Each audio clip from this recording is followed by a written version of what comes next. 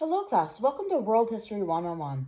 My name is Rebecca Howard, and today's lecture is going to be on Africa from the years 1500 BC to around 500 AD. Geography is the mother of all history. Nowhere in the world is this more profoundly illustrated than in the continent of Africa.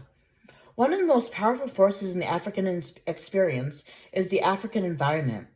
According to Ali Mazrui, an African scholar who created the African series The Africans, Africa has been the first habitat of man, but the last to become truly livable. Africa is a continent with a wide variety of environments, including diverse civilizations such as Egypt, Kush, and Carthage. Africa is the second largest continent of the world. It stretches from east to west at 4,600 miles, from north to south around 5,000 miles, with a total of 11.7 million square miles, which occupy one-fifth of the Earth's land surface. The elevation of the continent is like a plate turned upside down. Narrow coastline, 50 to 100 miles, lie on either side of the central plateau. Waterfalls and rapids form as rivers drop down the coast from the plateau, making navigation nearly impossible. To and from the coast. Africa's coastline has few harbors, posts, and inlets. Because of this, the coastline is actually shorter than that of Europe, which is nearly one-third of African size. Some parts of Africa suffer from the constant drought, while others receive 400 inches of rainfall a year.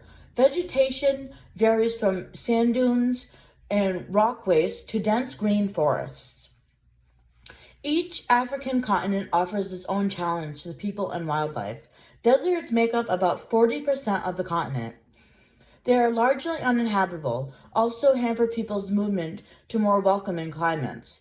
During the day, temperatures can reach 136 degrees Fahrenheit, which is unlivable, and any rainfall that falls evaporates quickly. The largest deserts are the Sahara in the north and the Kalahari in the south. Stretching from the Atlantic Ocean to the Red Sea, the Sahara covers an area roughly the size of the United States. Only a small part of the Sahara consists of sand dunes. The rest is mostly flat gray wasteland, scattered rocks and gravel. Another very different, also partly uninhabitable African environment is the rainforest. This densely wooded region stretches across half of the middle of Africa and covers about 5% of the continent. The rainforest is hot and humid and receives an enormous amount of rain, sometimes called nature's greenhouse. It produces mahogany teak trees up to 150 feet tall. Their leaves and branches form a dense canopy that keeps sunlight from reaching the forest floor.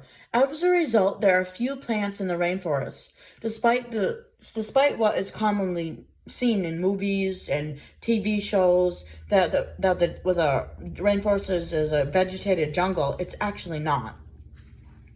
From fertile farmlands to grassy plains, the northern coast of the southern tip of Africa, on the other hand, have welcoming climates and fertile soils. Summers are sunny, dry, and hot, while winters are mild. Rainfall is moderate because these coastal areas with Mediterranean vegetation are so fertile that are deeply populated with farmers and herders. The largest number of people in Africa, however, live on the savanna, or grassy plains, covered with tall grasses and dotted with acacia trees, and savanna covers about 40% of the continent. Dry season alternative with rain season, often two of each a year. The topsoil throughout Africa is thin and heavy rain strips away minerals. In most years, however, the savannas support abundant agriculture, major crops and grains such as sorghum and millet and rice, wheat and maize. Africa's savanna is not just an endless plain, however. It includes mountains, highlands, swampy tropical stretches, and land at the southern edge of the Sahara Desert and the Sahel. Sahel means coastline in Arabic, and ancient North Africa. People may have named it this because Sahara seems to have a vast ocean of sand. Each year, however, the desert takes over more and more of the Sahel. This steady process of drying of the soil is called desertification. The first humans appeared in the Great Rift Valley, a deep gash in Earth's crust that run to the floor of the Red Sea and across eastern Africa. People moved outward from the area on the first migration, adapting vastly different environments and encounters. They developed technologies that helped them survive in these different environments and surroundings. For example, first using pointed sticks and spears, they progressed to shaping spears points out of stone and later out of iron. Africa's earliest people were nomadic hunter-gatherers who roamed the place from place seeking sources of food. Today, some of the Sand Kalahari Desert and Bahamuti, or the rainforests of the Congo, are still hunter-gatherers. The Sand, for example, travel in small bands of few related families. The men hunt with spears and bows, arrows, and the women and children gather roots and berries. As shown in the daily, they Africa they know they as shown by how they know their resources well in these environments. Africans who live in the area that support a variety of animals eventually learn to domesticate and raise their food, called herders and pastoralists. These people kept cattle, goats, and sheep. Like other hunter-gatherers, they were nomads, driving their animals to find water and good pasture from grazing during the dry season. Millions of modern Africans are pastoral herders as well. The Mazi, or Tanzania of southern Kenya, for example, still measure their wealth by the size of their herds. The transition to the settled lifestyle, most Africans continue to hunt, although this eventually learn to grow their food rather than gathering what they grew. Experts believe that agriculture probably began around 110,000 BC in Africa. Between 8,000 and 4,000 BC in the Sahara received increased rainfall and turned into a savanna. About 4,000 BC, the Sahara began to dry up again. To survive, many early farmers moved east into the Nile Valley and south into West Africa. Many settled on the savannas, which had the best agricultural land. Some people also learned to farm in the rainforests, where they planted root crops such as yams that needed little sun.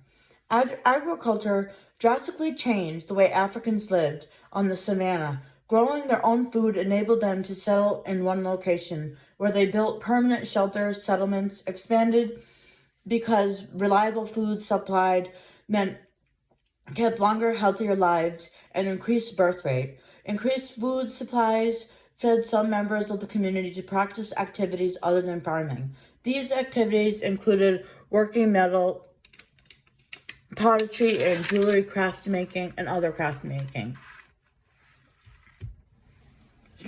These increasingly large and complex settlements of people required more organized and regulatory smaller communities. Various types of governing bodies developed to fill this need. Some governments consisted of village chiefs and or a council of the leaders and individual families groups. As strong groups moved to extend to the land, conquered weaker settlements. They centralized their power in their governments. Some of these societies eventually developed into great kingdoms. No matter what the environment they lived in and what style of life they adopted, the societies south of Sahara, like all the human cultures, shared common elements. One of these elements was important of the basic social unit, the family. Besides parents and children, the primary group often included grandparents, aunts, uncles, and cousins in the extended family. Ties often expanded to the clan, a group that shared common ancestors. African people not only organized themselves into family groups, they also developed belief systems that helped them understand and organize information about the world. Nearly all of these local religions involved a belief in one creator or God. They eventually all included elements of animism, a religion in which spirits played an important role in regulating daily life. Animists believe that these spirits are present in animals, plants, and other natural forces, and also take the form of souls of their dead ancestors. Although all African societies had language, most were not written down. History, literature, and culture were shared orally by specialized storyteller in West Africa, for example. These storytellers, or gizrats, kept the history alive, passing from one parent to child.